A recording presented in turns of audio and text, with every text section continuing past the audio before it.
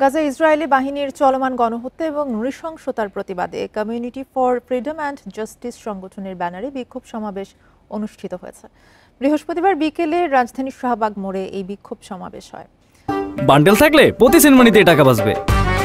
বিকাশ send money bundle কিনে জিতুন প্রতি লেনদেনে।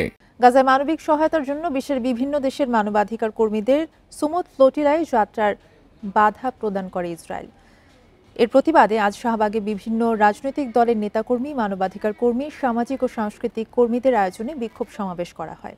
এ সময় নানা স্লোগানের মাধ্যমে গাজায় গণহত্যার প্রতিবাদ জানায় বিক্ষোভকারীরা। সমাবেশে তারা বলেন, গাজায় মানবিক সহায়তায় বাধা ও মানবাধিকার কর্মীদের যাত্রা গ্লোবাল সুমুদ ফ্লোটিলায় ইসরায়েলি বাহিনীর আগ্রাসনের বিরুদ্ধে প্রতিবাদ চলবে।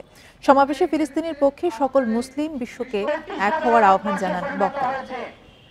আমরা যখন রাত্রে ঘুমাতে যাই, যখন সংবাদ মাধ্যমে শুনি যে আজকে ফিলিস্তিনের হত্যাই অত্যন্ত বেদনাদায়ক, কিন্তু ফিলিস্তিনের হত্যাকাণ্ড, ফিলিস্তিনের গণহত্যা সারা পৃথিবীর মানুষের কাছে যেন একটি সাধারণ অভ্যাসে পরিণত হয়েছে।